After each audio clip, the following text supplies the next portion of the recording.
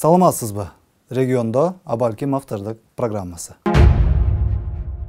Бул апта ичинде да өлкөбүздө бир катар маанилүү окуялар орун алды. Өткөн жекшемби күнү чоң бир саясий долбоорду баштаган баягы барабанчылардын бул жекшемби күнү сценарийдин кезектеги сериясын ойноого мүмкүнчүлүк жокко чыкты.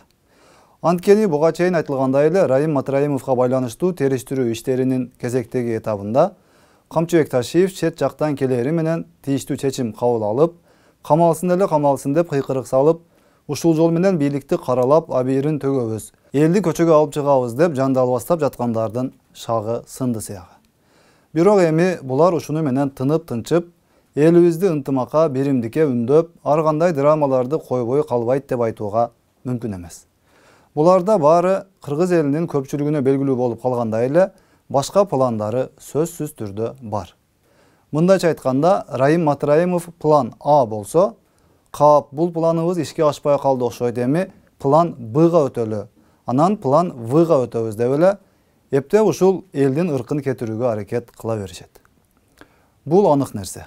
Матраимов кылмыштуу кирешелерди легалдаштырууга шек саналып кайра кармалды. Албетте, бул иш тиги барабанчылар үчүн аткарылды деп айтканга такыр мүмкүн эмес. Өлкө президенти менен УКМК төрагасы буга чейин эле Матраимов боюнча иштердин биринчи эпизоду гана каралганын, алдыда дагы тергөө иштери уланаарын айтып эле келишкенин билесиз да. Демек, ошол баягы барабанчылар чыгып алып эле аны кама, муну кама дей берсе, бийлик ошолорду камай берет экен да деген ойдон алыс болуңуз. Кыргызстан бул эгемендүү мамлекет. Демек, өлкөнү барабанчылар эмес, мыйзам башкарат. Бири чыгып кама десе, экинчиси чыгып бошот десе, анда мамлекеттин, мыйзамдын бизге кереги жок болуп калбайбы? Чек ара маселеси боюнча да калк арасындагы айрым түшүнбөөчүлүктөргө чекит коюлду окшойт. УКМК төрагасы Камчыбек Ташиев чет мамлекетте жүрөгүнө жасалган операциядан болгону 5 күн өтүп өтпөй туруп, Бишкекке учуп келип, аэропорттон нары эле Баткенге жетип барганын көрдүңүз. Аксай жергесине барып, жергиликтүү тургундар менен жолугуп, чек ара маселесине байланыштуу бүгүнкү бийликтин так позициясын түшүндүрүп, дээрлик ар бир кишинин суроосуна жооп берип, ошол жердеги бийлик өкүлдөрүнө, тийиштүү кызматкерлерге жеринен буйрук берип, эли журттун арасындагы ар кандай провокациялык мүнөздөгү сөздөрдүн баарын жокко чыгарды. Баткендеги контрабанда болобу, коррупция болобу, кылмыштуу топтордун аракеттери болобу, коңшу мамлекеттер тарабынан мыйзамсыз аракеттер болобу, кыскасы, мунун баары жакынкы аралыкта жоюлаарын ачык жана так түшүндүрүп берди. Эми Баткен облусуна өзгөчө көңүл бурулуп, ал жердеги көйгөйлөр биринин артынан бири тез арада чечилип баштайт.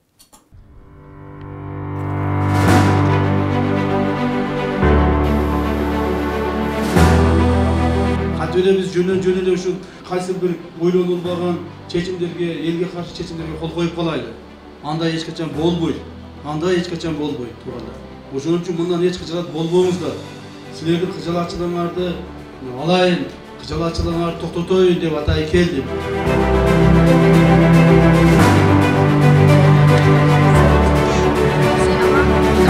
Караш, мен атай ошон үчүн учуп келдим. Кыжаат болбой туруңуздар. Кайсындай проблемасы барын силердин элдин мүддөсүнө карап чечкенге аракет кылам.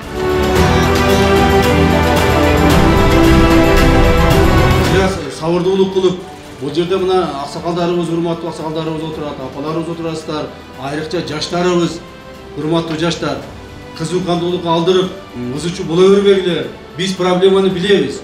Көп нерсе мына жерде айтылбайт. Көп нерсени мен айта албайм силерге. Мамлекетибиздин коопсуздугун сактоо үчүн, коопсуздугун камсыз кылуу үчүн биз бардык чараларга барабыз. Мамлекет биз үчүн, мамлекетибиздин жери биз үчүн, биздин жашообуз, өмүрүбүз. Бизде башка нерсе жок. Мындан ары эч кандай контрабанда болбойт. Тажикстандан эч кандай жүк келип, акчасын төлөбөстөн, жөн биздин границадан өтүп кетпейт. Мына бул жерде личный жеке башы менен облустук, улуттук коопсуздук мамлекеттик кызматтын жетекчиси жооп берет. Керек болсо ошол жерге барып жатат. Siz aytkan 3-4 ошол коргонду жок кылабыз. Бүгүн команда беребиз. Жок кылабыз.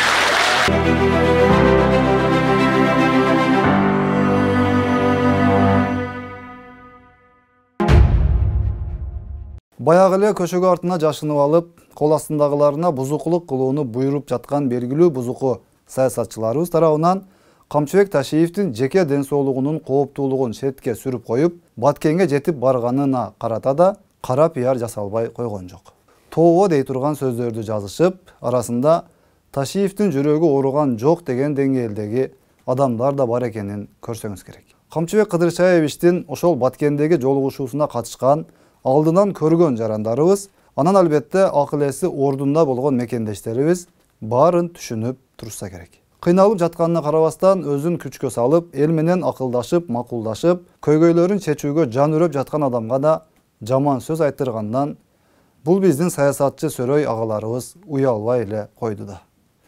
Өздөрүн кылмыш үчүн камакка отургузса эле бир туруп жүрөгү, бир туруп буту, бир туруп бөйрөгү, бир туруп боору ооруп, бир туруп сахары көтөрүлүп кетчү адаты бар бул адамдарга таң калуунун деле кереги жок да. Ден соолугун тобокелге салып, элим үчүн кызматымды кыламын, убакыт тар, бир күнүм да текке кетпеши керек деген Камчыбек Кыдыршаевичтин абалын сиз деле жакшы түшүнүп турсаңыз керек. Жүрөк эмес, мисалы жөн гана аппендицит операциясын жасаткан болсоңуз, баарын билесиз да. Ооруканадан чыккандан кийин айлап, балким жылдап өзүңүздү аяп, бир чака сууда көтөрбөй, этияттанып, үйдө эс алып жатканга туура келет эмеспи? Анан эми жүрөккө жасалган операциядан соң кандай болорун? Анан ошол абалды күчкө салып жеңип, кадимки жумуш менен убара болуунун тобокелчилигин түшүнүү үчүн өзгөчө көп акылдын деле кереги жок болсо керек. Анан дагы бир маанилүү нерсе. Биз коомубуздун тазаланышы керектигин баарыбыз талап кылабыз. Баарыбыз жемкорлорду, бандиттерди жек көрөбүз. Алар биздин ырыскыбызды урдап жатышат, мамлекетибизди жок кылып жатат дейбиз. Буларды жок кыла турган күчтүү бийлик керек. Эч кимисин аябаш керек, камаш керек, төлөтүш керек, ал эмес атыш керек, антиш керек, мынтиш керек дейбиз. Коңшу мамлекеттерди мисал кылабыз. Тигилердин президенти мындай деди, андай кылды, өтө тартипти бекем кармайт, акимдерин антти, губернаторлорун мынтти, прокурорлорун келем иштеди, чычкан деди. Эркек экен, бизге дагы ушундай президент, ушундай катаал башчылар керек деп дээрлик күн сайын айтарыбыз чын да. Анан эле бирөөнү кармап, камап, жемкорлугун далилдеп баштаса, кайра эле өзүбүз митингке чыгып, кайра эле өзүбүз жамандап, боштондук деп кыйкырып чыгабыз. Же бирөөнү кызматтан алса, дароо эле айылдаштарын, туугандарын чогулта калып, митинг уюштурабыз. Же чуркап барып интернетке видео тарта калып, кайрылуу жасап, кээде жалган, кээде чын нерселерди айтып, тополоң кылууга аракет кылып турабыз. Анда кандай кылыш керек болот? Сиз суктанып аткан ошол мамлекеттердегидей тартип анда качан бизде орнойт? Анда качан бизде тынчтык болмок эле? Сиздин тууганыңызды иштен алып койсо же камап койсо, жаныңыз ачышып, каршы чыга берсеңиз, анда кантиш керек? Ошол сиз айтып жаткан мамлекеттерде деле камалып жаткан, келемиш деп уруш угуп, иштен алынып жаткан адамдардын деле туугандары, айылдаштары бар да. Алар неге анда бизчилеп көчөгө чыгышпайт? Тартиптин, ынтымактын өнүгүүнүн сыры балким ушунда тургандыр. Ал мамлекеттерде диктаторлук режим, биз эркин элбиз дейишиңиз мүмкүн.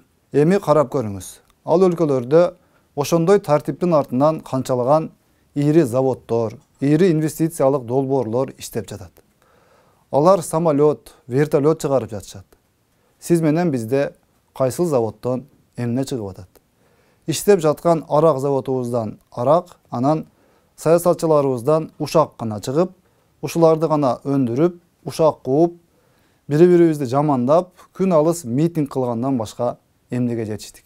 Ар кимди өз эркине коюп жүрүп, 8 мартыбыз гей парадка, музейибиз жалаңачтардын клубуна айланып кетейин деп калбадыбы?